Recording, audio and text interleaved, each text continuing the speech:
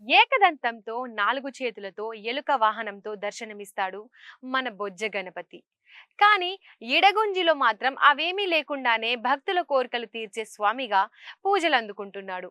ఇక్కడ స్వామి ఒక చేతిలో పద్మం, మరో చేతిలో లడ్డుతో నిల్చొని దర్శనమివ్వడం విశేషం.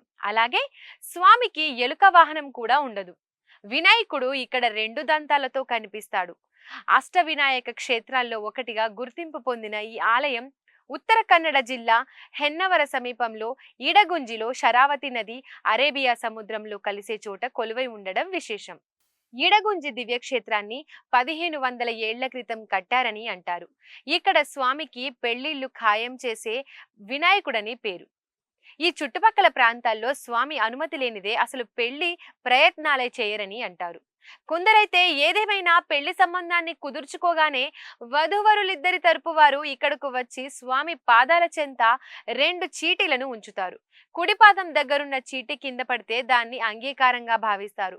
లేదంటే రెండో ఆలోచన లేకుండా మరో సంబంధాన్ని వెతుక్కుంటారు. దేశం నలుమూలల నుండి ఏటా ఇక్కడకు 10 లక్షల మంది వస్తుంటారని అంటారు.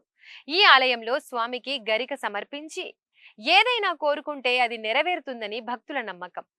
విశ్వకర్మ ఈ ఆలయంలో విగ్రహ ప్రతిష్ఠ చేసినట్లు పురాణాలు చెబుతున్నాయి. స్వామి ఇక్కడకు వచ్చి కొలువయ్యాడనడానికి ఒక కథ ప్రాచుర్యంలో ఉంది. స్థల పురాణం ప్రకారం ద్వాపర యుగం అంతమై కృష్ణావతారం పూర్తయ్యే సమయంలో కలియుగ ఆరంభం గురించి అందరూ భయపడ్డారట. కలియుగ ఆరంభంలో ఎవరికి ఎలాంటి సమస్యలు ఎదురు కాకుండా ఉండేందుకు వలకిల్య ఋషి ఆధ్వర్యంలో కొందరు ఋషులు కలిసి యాగాలు చేయడానికి సిద్ధమయ్యారట. దాంతో శరావతి నది ఒడ్డున యజ్ఞాలు మొదలు పెడితే ఎన్నో ఆటంకాలు ఎదురయ్యాయట. ఋషులు చివరకు నారదుడి సాయం కోరితే వినాయకుడిని పూజిస్తే ఆ అడ్డంకులన్నీ తొలగిపోతాయని సలహా ఇచ్చాడట. అలా నారదుడి సలహాతో ఋషులు వినాయక పూజను ప్రారంభించారు.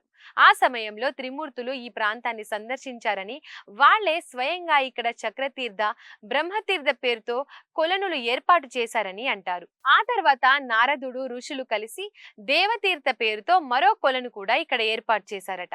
చివరకు నారదుడు పార్వతీదేవికి ఈ యాగం గురించి తెలియజేసి గణపతిని పంపమని అడిగాడట.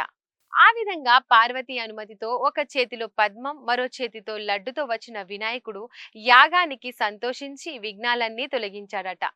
దాంతో అది విజయవంతంగా ముగిసిందట. గణపతికి ఈ ప్రాంతం నచ్చడంతో భక్తుల కోరికలు తీరుస్తూ ఇక్కడే ఉండిపోవాలని నిర్ణయించుకొని ఉండిపోయాడట. ఆ తర్వాతే విశ్వకర్మ స్వామి విగ్రహాన్ని స్థాపించాడని, తరువాత ఆ ప్రాంతాన్ని పాలించిన రాజులు ఆలయాన్ని కట్టించారని చెబుతారు.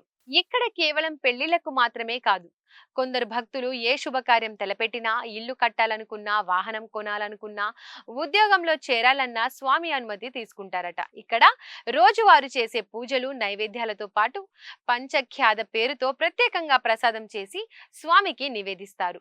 వినాయక చవితితో పాటు ఇతర పర్వదినాలను పురస్కరించుకొని స్వామికి ఏడాది పొడవునా ప్రత్యేక పూజలు నిర్వహించడం ఇక్కడి విశేషం. ఈ క్షేత్రాన్ని దర్శించుకోవాలని అనుకున్న వారు మంగళూరు విమానాశ్రయంలో దిగి అక్కడి నుండి బస్సు, క్యాబ్ల ద్వారా ఆలయాన్ని చేరుకోవచ్చు. అలాగే రైల్లో వచ్చేవారు మంకి రైల్వే స్టేషన్లో దిగితే అక్కడి నుండి 7-8 కిలోమీటర్ల దూరంలో ఉండే ఈ ఆలయానికి ఆటోలు లేదా బస్సులో వెళ్ళొచ్చు. పలు ప్రైవేటు వాహనాలు కూడా అందుబాటులో ఉంటాయి.